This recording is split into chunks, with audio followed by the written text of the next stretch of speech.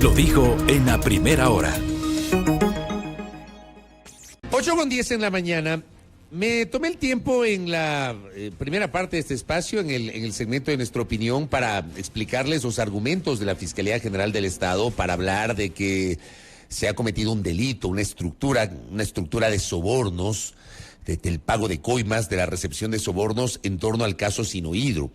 Sinohidro, que es la empresa que se encargó de la construcción del proyecto hidroeléctrico Coca-Cola Sinclair. Esa es la teoría de la Fiscalía, sobre la cual el expresidente Moreno lo que ha dicho es que es una venganza y persecución por haber desterrado el socialismo del siglo XXI, cuando en realidad el país lo que necesita es una explicación real sobre la tesis de la Fiscalía, la teoría de la Fiscalía, la relación de Lenín Moreno con las personas involucradas en este caso, y si efectivamente Lenín Moreno, siendo vicepresidente de la República, y su entorno más cercano, se habla de su esposa, una de sus hijas, 2 de sus hermanos, 2 de sus cuñadas, recibieron recursos por la vía de la coima, dentro de justamente todo el entramado vinculado a la contratación de la construcción del proyecto hidroeléctrico Coca-Cola Sinclair.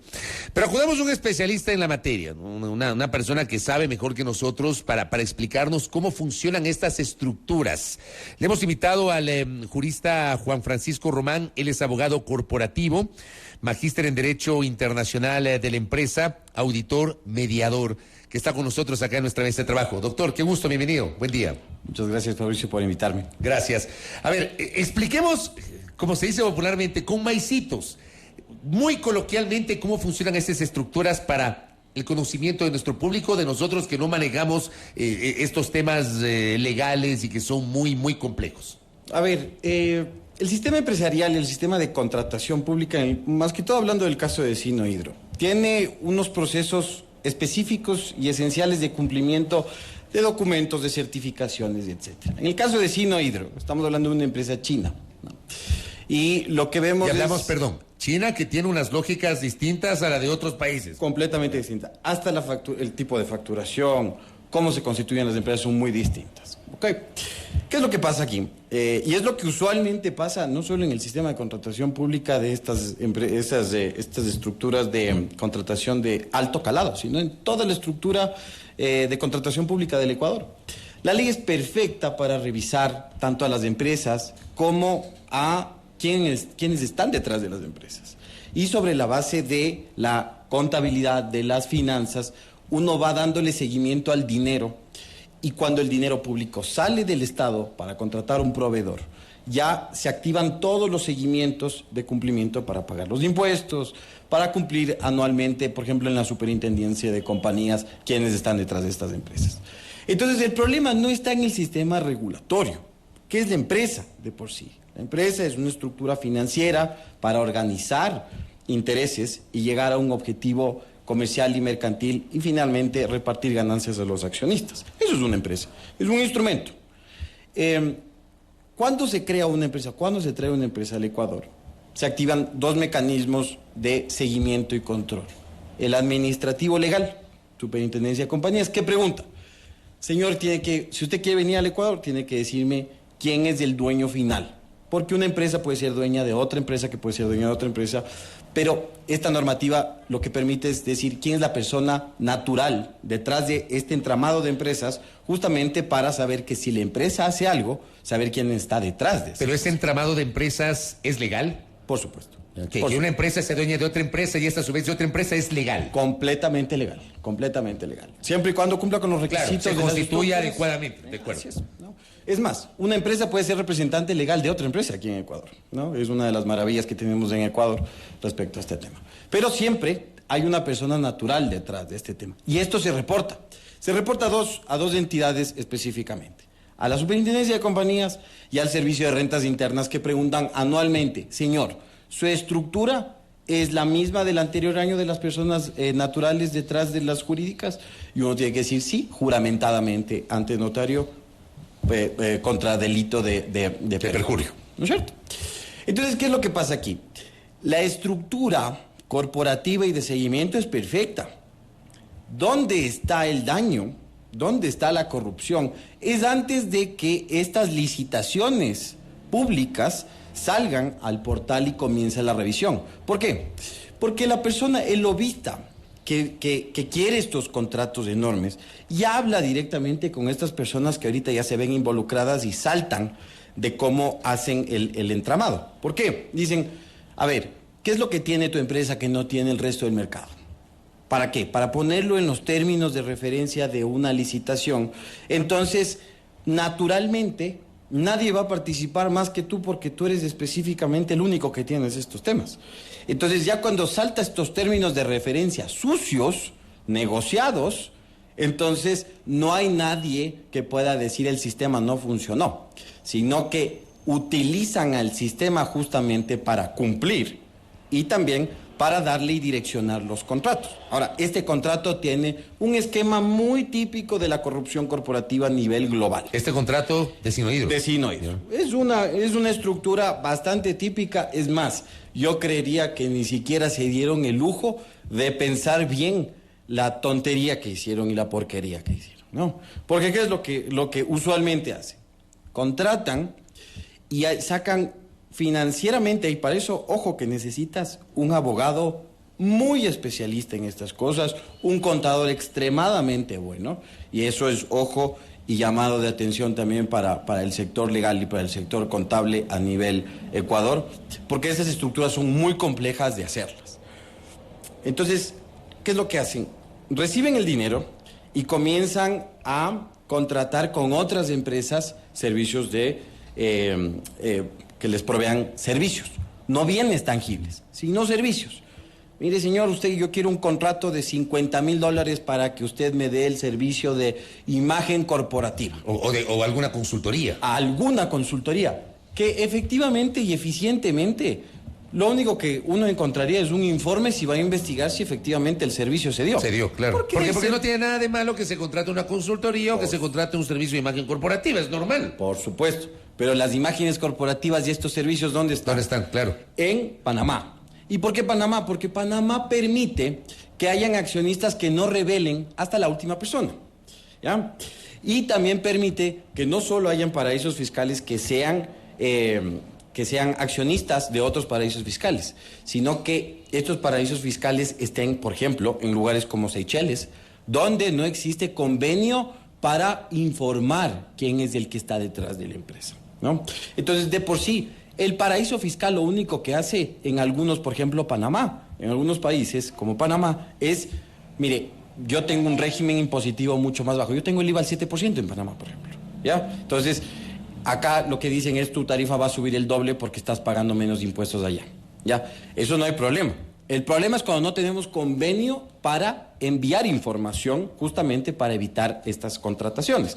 Entonces, ¿qué es lo que hacen en Panamá? Constituyen compañías anónimas en una cantidad enorme, que son constituidas y son accionistas de otras empresas y de otras empresas que no tienen convenios, y así se hace una maraña de beneficiarios finales, y estos beneficiarios finales de estas empresas contratan con otras empresas otros servicios y van repartiendo la plata. Entonces, ¿qué es lo que hizo Sinohydro?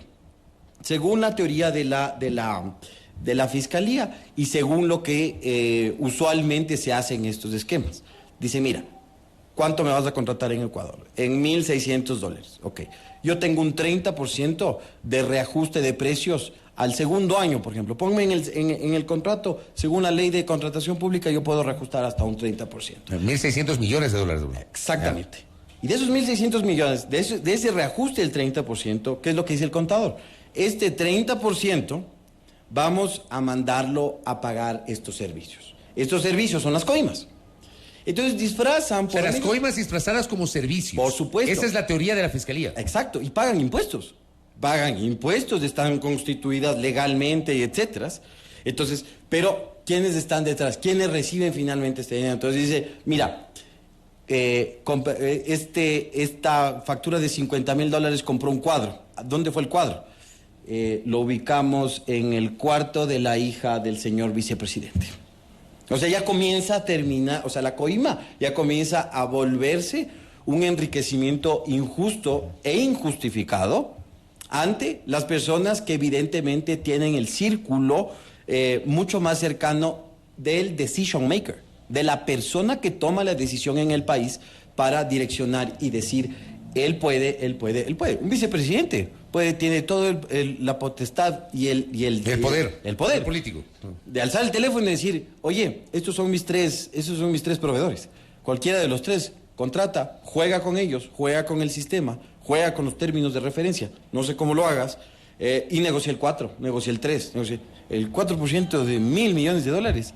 Es mucho dinero. Claro, la teoría de la Fiscalía es que entre 2009 y 2018, que se dio justamente esta presunta red de corrupción alrededor de Coca-Cola Sinclair, esto dice la Fiscalía, lo leí en la mañana, a cambio de grandes cantidades de dinero, se habría pagado el 4% del valor contratado de la obra, dinero que habría sido entregado por Sinohydro utilizando a terceras personas a cambio de falsos servicios y consultorías y representaciones y canceladas a través de dádivas, cheques y transferencias. Esta es la teoría de la Fiscalía que habría operado como usted lo está mencionando. Exactamente, pero ahí hay que aclarar algo. Lo que dice la Fiscalía es que ellos hicieron el seguimiento que hay que seguir la plata en estos casos. La ruta del dinero, como decimos acá. La ruta del dinero, exactamente.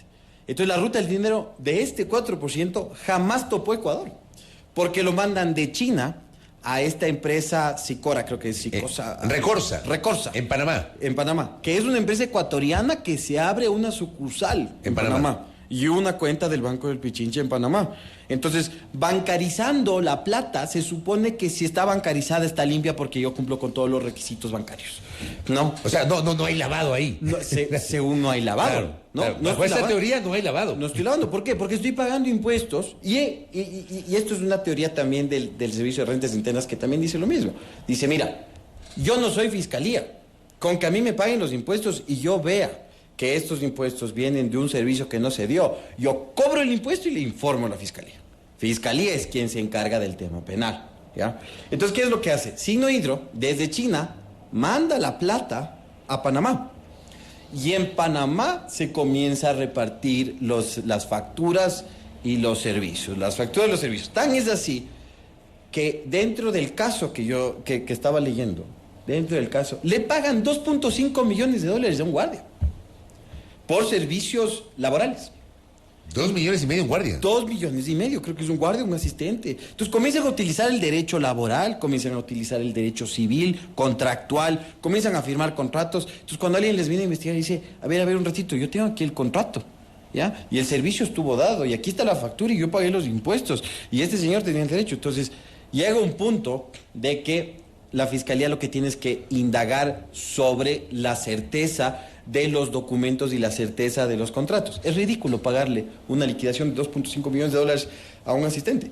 Es ridículo.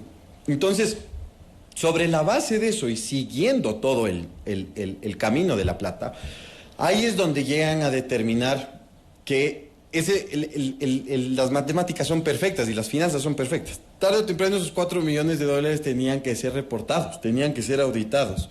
Y alguien comienza a denunciar. Siempre hay, dentro de los esquemas de corrupción empresariales de alto calado como son estos, siempre hay un mal pagado. Siempre hay un mal pagado. Siempre hay uno que quería 2 y le dieron 1.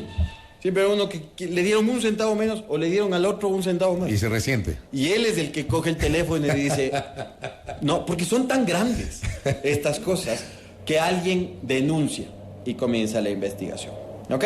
Y termina en INA Papers. En esta empresa INA Investment, porque esta empresa ecuatoriana con su sucursal en Panamá comienza a darle un montón de contratos a esta INA Investment. Recorsa le da contratos, Recorsa Panamá contrata a INA Investment. Exactamente. Y ahí comienza también a comprar facturas y comienza a pagar sobre esas facturas. Entonces, si nos damos cuenta, la plata es legal. Toda la plata es legítima. Entre comillas. Por supuesto. Cumplió todos los requisitos. Entonces, cuando alguien me pregunta, oye, es que la ley está mal. No, la ley está bien. La ley está muy bien. Lo que hace esta gente es dolosamente utilizar la ley para bypassearse. Bypassear absolutamente todo, ¿no? Entonces, ¿dónde está el quid del asunto de estos temas? Las facturas y los servicios. Si la Fiscalía llegase a determinar que el servicio no se dio, que el servicio que se utilizó al sistema internacional fiscal, que se utilizó al contrato malhabidamente para hacerse injustificadamente de un bien o de bienes públicos o de fondos públicos, que es lo más grave, de fondos públicos, entonces podrá demostrar su teoría y el juicio podrá ir en buena marcha a favor de la Fiscalía sobre este tema de la teoría. Corporativamente, eficientemente, ¿qué es lo que pasa? Aquí hay acciones sobre las empresas. Y eso es, por ejemplo, quiero irme a un caso similar que ya tuvo un final, el caso de Arroz Verde. El problema de estos casos enormes y corporativos, hablando de cientos de millones y miles de millones de dólares, uno pregunta, ¿dónde está la plata? ¿No? Es lo que yo siempre digo, porque hay gente que dice, a ver, la plata está ahí, la ruta del dinero. Yo digo, a ver, hay casos emblemáticos en los cuales se encontró la ruta del dinero. Tal vez el que más tengo en mi cabeza es el caso del exministro Alexei Mosquera, el exministro de Electricidad. ¿Dónde está el dinero? Estuvo en una cuenta en Andorra, abierta en Andorra, donde 3 años después del contrato Odebrecht se depositó cerca de $1 millón. Ahí está la plata. El caso del entramado armado en empresas en paraísos fiscales y en el estado de Delaware, en Estados Unidos, sobre el caso de Carlos Pareja Llanuselli y de Alex Bravo, gerente de Petroecuador. Ahí encontraron ese entramado y ahí estuvo la plata. Pero para otros casos, usted ha mencionado Arroz Verde, que luego fue sobornos, siempre la pregunta que se ha mantenido es ¿dónde está la plata? Y hay otros casos sobre los cuales persiste esa duda, ¿dónde está la plata? Pero globalmente, y eso es lo que voy, aquí en el Ecuador para mí hay este tipo de... estos casos generan más injusticia que la propia justicia. ¿Por qué? Porque si a mí me dicen que, por ejemplo, las constructoras con alto calado en Ecuador, que tenían todo el poder económico y financiero para poder hacer estas mega empresas y pagaban estos sobornos enormes, la primera reacción de la ley debería de ser, señor, usted, empresa, que es una persona ficticia, la empresa, usted ha cometido un delito corporativo, usted ha utilizado su estructura para engañar a todo el mundo y para hacerse de fondos públicos ilegítimamente. Entonces, la reacción usual, por ejemplo, en Europa, por ejemplo, en los Estados Unidos, ¿no? Por ejemplo, en el mismo Brasil, ¿qué es lo que les dicen? Usted, empresa, no puede licitar nunca más con el Estado.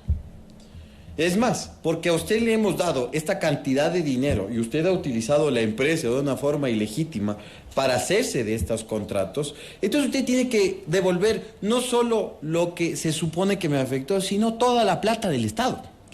El problema con estos procesos, y es lo que yo siempre he dicho, en Ecuador hay una hegemonía de mercado tan pesada que el Estado no tiene más proveedores tan grandes como estos, que básicamente lo que les tiene que poner es un llamadito de atención a unas empresas que facturan cientos de millones de dólares, de $1 millón, $2 millones, que no es tan difícil para ellos pagar esos temas, ¿no? Y siguen actuando en el sistema de mercado ecuatoriano. Y al micro y mediano empresario, que es el 95% de las empresas ecuatorianas, cuando pasan estos casos de Sinohidro, estos casos emblemáticos que hemos mencionado, ¿cómo reacciona la Asamblea? Le mete un requisito más a todas las empresas por una, enorme y grande. Y el 95% de estas pequeñas empresas no puede pagar ese requisito.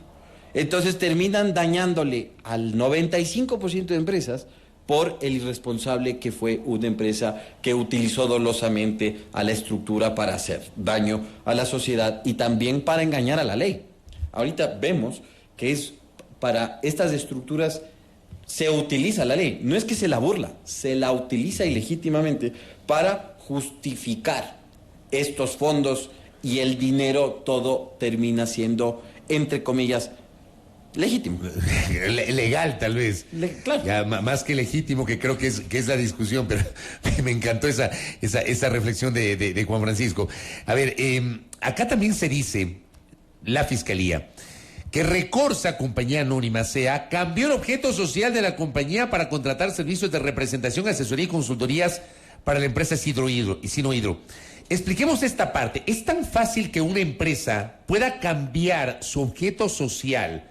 O sea, claramente, de manera direccionada para beneficiarse de un contrato, para camuflar o bypassear la ley, como nos ha explicado en esta mañana, doctor. Claro, a ver, no se puede hacer ¿no? Se puede hacer. Yo puedo tener una empresa de construcción y me puede estar yendo muy mal y me doy cuenta que realmente mi negocio es vender ripio. Entonces cambio la estructura corporativa de mi empresa y digo, ya no voy a vender, ya no voy a construir, voy a vender ripio y cambio mi objeto social, por supuesto. Ahora, si cambio mi objeto social para delinquir, entonces no es legal. No es o cambio mi objeto social para beneficiarme de un contrato específico. Por supuesto. Se puede hacer. Pero por supuesto, siempre y cuando se cumpla con los requisitos que los términos de referencia me está dando el que me quiere contratar. Porque si yo cojo, y no es tan fácil decir, oiga señor, yo quiero direccionar mi contrato a tu empresa, pero tu empresa construye y yo quiero, por medio de este contrato que voy a comprarte globos. Quiero que me cambies tu estructura de la empresa. No es tan fácil. ¿Por qué? Porque los términos de referencia te exigen experiencia. Y esa experiencia tiene que ser comprobada.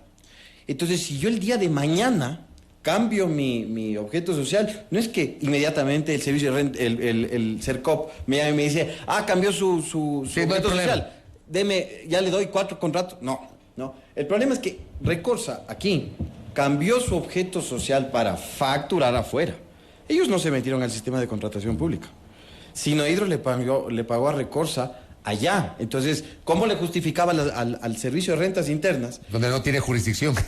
Pero aquí tenía que emitir la factura de exportación de servicios internacionales y tenía que declarar esa factura para recibir la plata ya, porque alguien tiene que dar el servicio, ¿no? Entonces, cambió aquí su objeto social para que no sea sospechoso. Evidentemente es lo más sospechoso del mundo, pues, ¿no? Si una empresa lleva dando el mismo servicio 20 años y de repente y tiene la hegemonía de la facturación, siempre es así, siempre va para así. Y ahí uno se explica cuando quiebra la empresa, dice, mira, aquí pandemia me fue mal y quebré.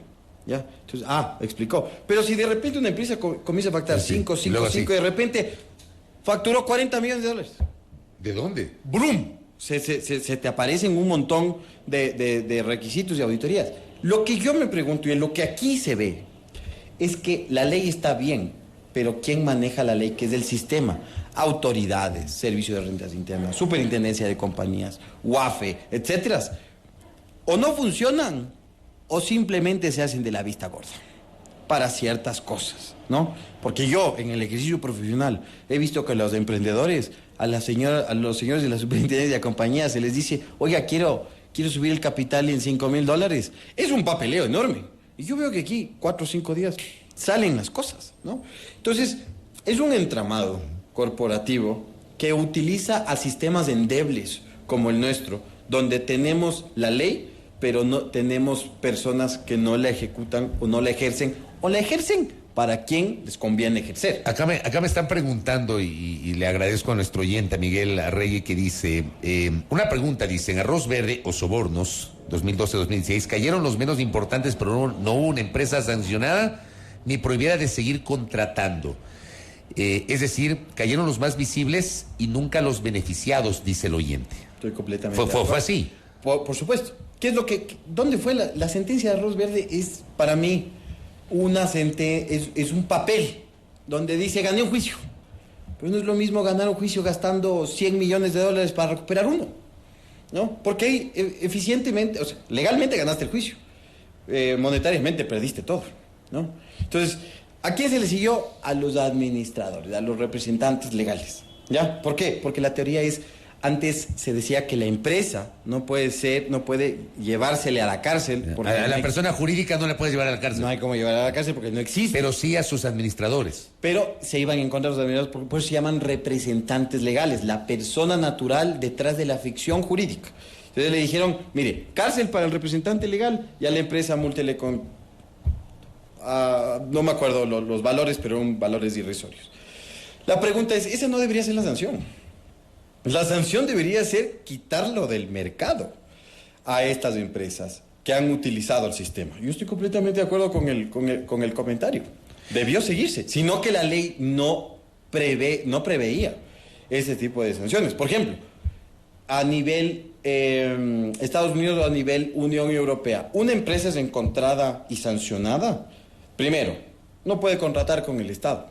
Segundo, se le triplican los impuestos. Le dice, ¿usted quiere seguir funcionando? Su sentencia es que se le van a triplicar sus impuestos. Y le voy a poner un compliance officer que usted va a pagar, pero que yo como Estado voy a poner, ¿ya? Un auditor de, por ejemplo, mi servicio de rentas internas. Y él es el que a usted le va a reportar, usted gerente general le va a reportar. ¿Por cuánto? Por 5, por 10, por 15, por qué. El compliance es para las prácticas éticas internas, ¿no? Y para rehabilitar a los que no son éticos. ¿Ya? Ese es el compliance, es preventivo y también correctivo. ¿Qué es lo que se pretendería en este país? Que por primera vez en la vida las empresas comiencen a responder ya con la estructura, porque por supuesto que viene una persona y dice, me robé $200 millones en mi estructura, me dieron 4 años, pero le puse de gerente general a mi papá que es tercera edad, o a mi abuelo que es tercera edad, y a él no le dan cárcel, así que está en la casa que le compré con $1 millón y pare la cosa, ¿no? Tiene que ser mucho más eficiente. ¿Por qué? Porque nosotros damos un mal mensaje corporativo al mundo. ¿A quién estamos atrayendo? Cuando aquí en este país las empresas comienzan a robar y no pagar por ello, o pagar poco, empresas piratas comienzan a venir porque dicen, ese es mi mercado. Y las empresas honestas que dicen, yo sí compito con todas las reglas y pago todos mis impuestos y no soborno, dicen, yo a ese país no voy porque la competencia va a ser desleal. Yo no voy a poder competir con personas y con empresas que sí van a pagar y la ley no reacciona en contra de ellos. La última reflexión que me envía Yanni Olmedo desde el Oro, una cátedra, cómo robar con la venia de la ley. El talón de Aquiles es el mal reparto. Esa es la conclusión, doctor. Lamentablemente sí. Y yo lo que veo aquí, es un sistema que aún sigue arraigado sobre la impertinencia del poder. Aquí podemos darnos cuenta que no hay una división real de poderes, que las auditorías son un canto de sirenas y yugo para pequeños y medianos empresarios, que el sistema de contratación pública es perfecto cuando comienza, pero nadie revisa quién está atrás de emitir estos términos de referencia. Para mí, la solución, inmediatamente utilizar la tecnología para evitar que el ser humano meta la mano, por ejemplo, en decisiones tan importantes como estas, darle estos contratos de cientos de miles de millones de dólares. Interesantísima la explicación de nuestro invitado, doctor. Gracias por tomarse el tiempo y explicarnos pormenorizadamente cómo funciona. A mí me ha aclarado totalmente para el panorama el día de hoy, Juan Francisco Román. Gracias por el tiempo. Muchas gracias.